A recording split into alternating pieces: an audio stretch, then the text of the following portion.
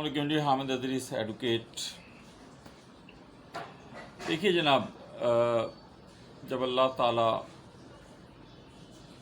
آپ کو دینا شروع کرے اسے آگے خرچ کیجیے۔ خرچ صرف پیسے ہی نہیں، آپ کے پاس جو کچھ بھی ہے، آپ کے پاس علم ہے، آپ کے پاس ذہانت ہے، آپ کے پاس روشنی ہے، آپ کے پاس چلتے ہوئے کسی راہ گزر پہ سواری ہے، شیئر کیجیے۔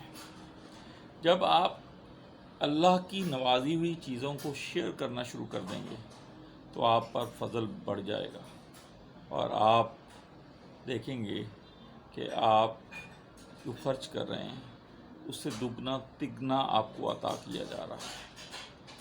اور یہ چیز صرف سننے کی حد تک یا لیکچرز کی حد تک ہی نہیں ہے، یہ میرا پرسنل ایکسپیرینس ہے۔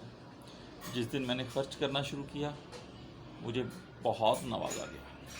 جب میں نے روک لیا اپنا ہاتھ تو مجھے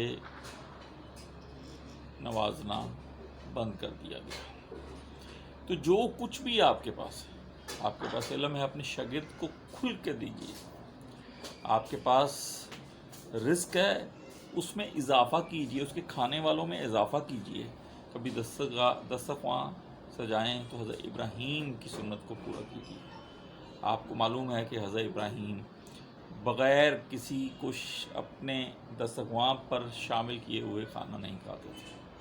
تو انشاءاللہ نوازنے والا آپ کو دگنا تگنا چگنا نوازے گا، اور یہ کر کے دیجیے۔